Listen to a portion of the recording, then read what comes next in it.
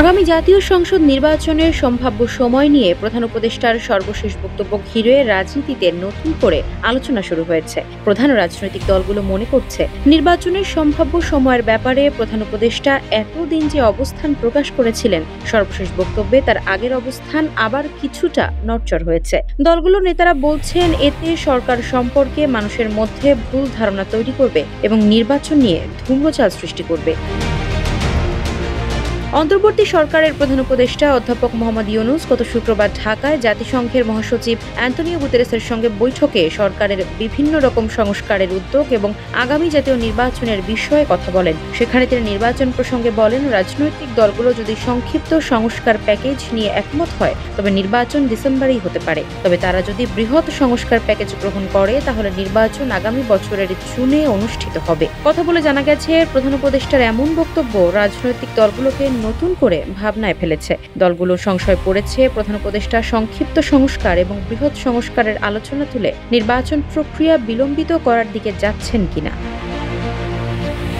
এ বিষয়ে বিএনপি স্থায়ী কমিটির সদস্য সালাউদ্দিন আহমেদ সংবাদ মাধ্যমকে বলেন, প্রধান উপদেষ্টা যেটা বলেছেন তাতে ওনার আগের কমিটমেন্টের পরিবর্তন মনে হয়। তিনি অল্প সংস্কার আর বৃহৎ সংস্কার বলতে কি বোঝাতে চাইছেন তা পরিষ্কার নয়। বৃহৎ সংস্কার বলতে হয়তো বোঝাতে চান সাংবিধানিক সংস্কার, এটা পরবর্তী সংসদের উপর ছাড়তে হবে। উল্লেখ করে সালাউদ্দিন আহমেদ বলেন, রাজনৈতিক দলগুলোর সঙ্গে তারা হয়তো ঐক্যমত্যের সনদে পৌঁছাতে চান, এগুলোর জন্য বেশি সময় লাগার কথা না বলেই মনে করেন তিনি।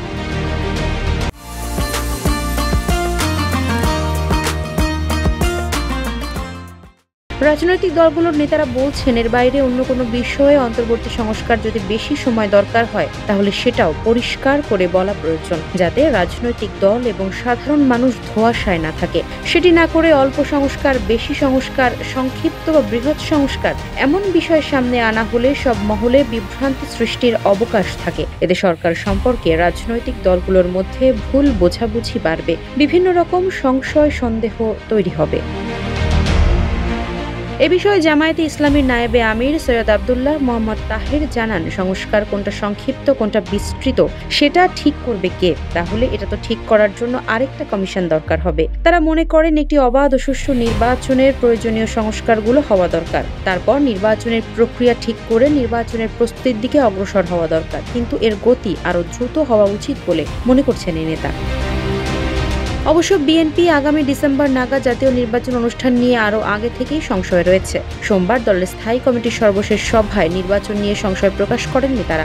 সংশ্লিষ্ট সূত্রগুলো বলছে, বিএনপি সহ অন্যান্য রাজনৈতিক দলগুলোর এই সংশয়ের মূলে রয়েছে নির্বাচন নিয়ে সরকারের কোনো উপদেষ্টার ভিন্ন বক্তব্য এবং নতুন দল জাতীয় নাগরিক পার্টির নেতাদের নানা কথাবার্তা। সবশেষ এনসিপির আহ্বায়ক নাহিদ ইসলামের দুটি আন্তর্জাতিক সংবাদ সংস্থাকে সাক্ষাৎকারে বলেছেন, এখন দেশে যে আইন শৃঙ্খলা পরিস্থিতি, পুলিশ এরকম নাজুক অবস্থায় রয়েছে, এরকম অবস্থায় নির্বাচন করাটা অনেক বেশি কঠিন হবে। এ প্রসঙ্গে একটি প্রতিবেদন প্রকাশ করেছে জাতীয় দৈনিক প্রথম আলো।